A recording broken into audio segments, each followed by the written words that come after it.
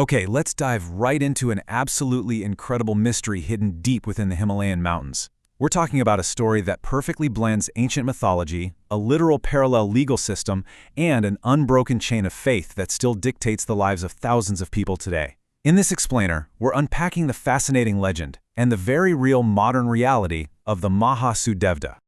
Now, you might see this question and immediately think of a Supreme Court justice, or maybe some traveling magistrate. But actually, the answer is an ancient nomadic deity. We're talking about a deity whose authority is so deeply respected that even centuries later, modern governments and neighboring states still recognize his influence. Let's find out exactly who we're dealing with here. Part 1. The Traveling God of Justice. So we're focusing on the fascinating Jansari tribe, who live up in the Jansar Bawar region of Uttarakhand and parts of Himachal Pradesh. For these communities, religion isn't just, passive worship on a Sunday, it's active, daily governance. And right at the absolute center of that governance is their supreme deity, Chalda Mahashu. For the people of Jansar, Chalda Mahashu isn't just a protector, he's literally their ultimate ruler and judge. Instead of folks having to trek miles to a city courthouse, Chalda Mahashu physically travels from village to village. He's the one listening to grievances, resolving disputes, even complex property matters, and punishing criminals. The fear of divine retribution is so strong here that people flat out refuse to take false oaths in his presence. His court is considered way higher and way more absolute than any modern legal system. But to really wrap our heads around Chalda Mahashu, we've got to realize he isn't an only child. The name Mahashu actually refers to 4 divine brothers. And here's the catch. While 3 of the brothers, Basik, Pabasik, and Botha, kick back permanently in their stationary temples, the youngest brother, Chalda, is completely different. He is this constantly moving force of justice, a truly nomadic deity without a single permanent temple. Section 2. The birth of the 4 brothers. To understand why only one brother is out there traveling while the other 3 stay put, we actually have to look back at an epic mythological battle against a terrifying man-eating demon. The legend kicks off with a man named Hunabat. According to local lore, centuries ago, a demon named Kermik was just terrorizing the Tons River Valley. This guy demanded 1 human sacrifice every single week. Now, Hunabat, a local Brahmin, had 7 sons, and the demon devoured 6 of them. Absolutely desperate to save his last remaining son, he traveled to Kashmir to pray to Lord Shiva, begging for the help of the Mahashu deities. He was given super specific instructions on how to summon them back home to defeat the demon. But here's where things take a tragic turn. Hernabat was explicitly told to plow a specific field using a silver plow and golden shoes, but he lost his patience. He plowed the ground way before the divinely appointed time, and because he did it too early, the plowshare actually struck the deities as they were emerging from the earth. Basik's thigh was injured, Bapasu's ear got cut, and Botha's eye was damaged. Only the youngest, Chalda, managed to emerge completely unharmed. Which brings us to Section 3, Chalda Mahashu's eternal journey. So, because his 3 older brothers were physically injured, making it really tough to navigate the rugged Himalayan terrain, the heavy responsibility of protecting the people fell squarely on the youngest brother's shoulders.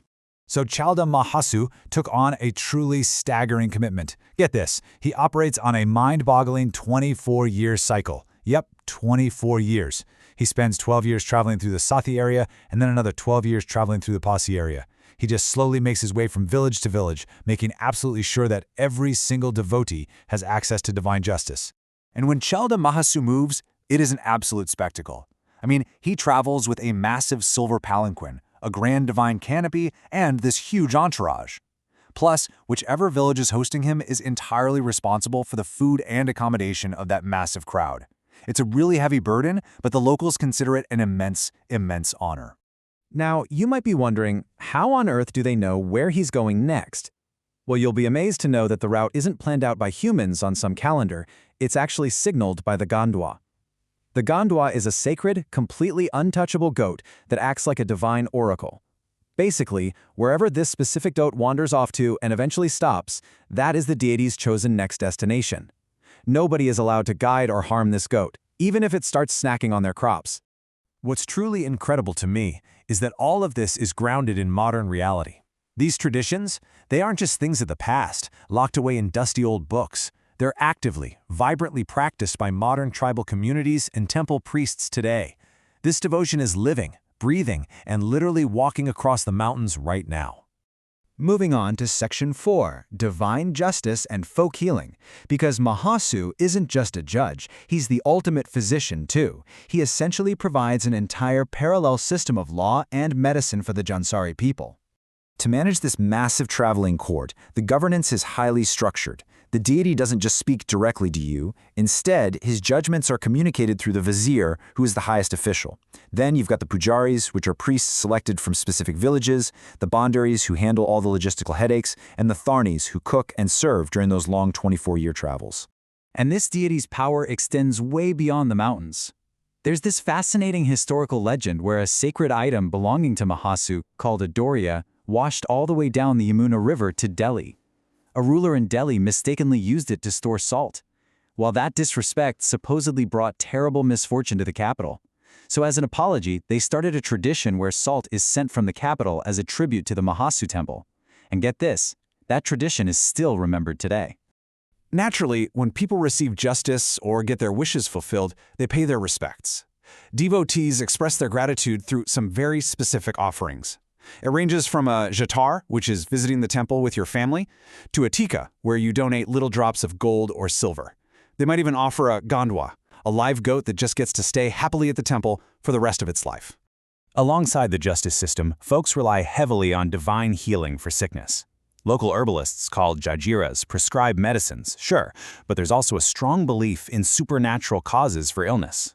They use traditional rituals like uja, where they sprinkle a mixture of cow milk and urine using a peacock feather.